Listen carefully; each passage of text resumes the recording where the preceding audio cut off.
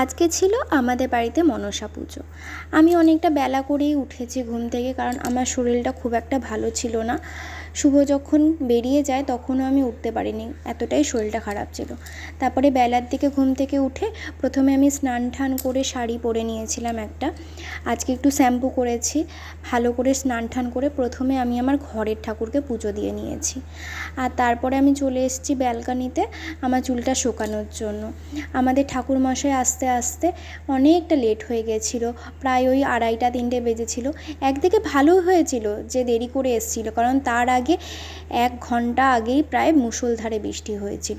ওই যে আমাদের নিচে মনসা মন্দির, ওই মনসা মন্দিরে আমরা ভাবছিলাম কি করে পুজো দেবো, এত বৃষ্টি পড়ছে। কিন্তু দেখো ঠাকুরেই ঠিক করে দেয়। সাথে সাথে কি সুন্দর রোদ উঠলো 2:30-3টের দিকে, তারপরে আর বৃষ্টি হয়নি। আমরা খুব সুন্দর করে পুজো দিয়েছিলাম। আর পুজোর কাজ কিন্তু সমস্ত মা আর মাসি মিলেই করেছিল। আমার মাসির শাশুড়ি আর মা মিলে করেছিল, আমি কিছুই করিনি, শুধু অঞ্জলি দিয়েছিলাম, মন থেকে মায়ের পুজো করেছিলাম। আজকে এই ভিডিওটা কেমন লাগলো অবশ্যই